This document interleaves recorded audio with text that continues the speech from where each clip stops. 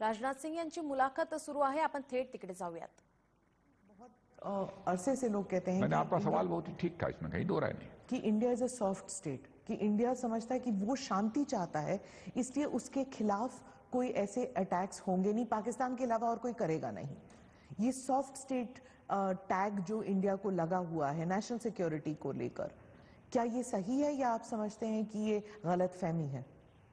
नहीं, soft state का क्या मतलब? तो सॉफ्ट तो हम हैं, लेकिन स्वाभिमान पर कभी चोट नहीं बर्दाश्त कर सकते।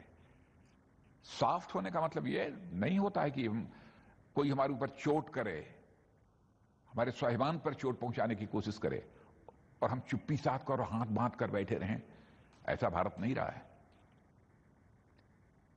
भारत किसी भी सूरत में अपने स्वाभिमान के साथ समझौता नहीं कर सकता है, और मैं पूरे विश्वास के साथ, दृढ़ता के साथ यह बात मैं कहना चाहता हूं, चाहे उसके लिए कितनी भी बड़ी कीमत हमें क्यों नहीं चुकानी पड़े। सर, क्योंकि इस किस्म के वॉर में जो दुश्मन है वो वर्दी पहन के नहीं आता, इसलिए मालूम है, इसलिए उसकी पहचान करना मुश्किल है।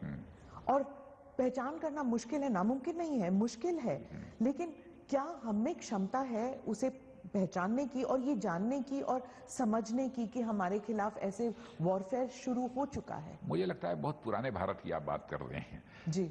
अब इन सब सारी चैलेंजेस का भी मुकाबला करने की तैयारी भारत की है, और भारत अपनी ताकत को और भी साइबर वार, हाइब्रिड वार, इन सब सारे चुनौतियों का मुकाबला करने के और अधिक ताकत आ रहा है भी हमारी ताकत इसमें। ऐसा नहीं मानना चाहिए कि हम इस मामले में बहुत पीछे हैं।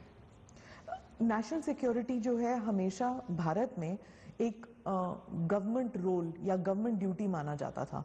इसे एक नागरिक को जोड़ना, इसको एक नागरिक के साथ जोड़ना, आम नागरिक को जोड़ना, कि नेशनल सिक्योरिटी जो है वो हर नागरिक के लिए एक ड्यूटी है, ये कहने में, ये मैसेज देने में आपकी सरकार थोड़ी बहुत कामयाब रही है पिछले 6 साल में।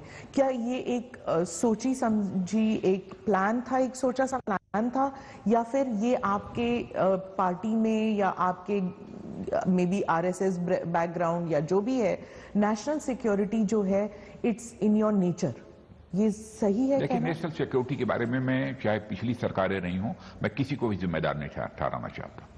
क्यों? किसी को नहीं, किसी को नहीं। नेशनल सिक्योरिटी के सवाल पर जो भी बन सका है सबने अपनी तरफ से करने की कोशिश की है, मैं किसी को जिम्मेदार नहीं ठहराना चाहता।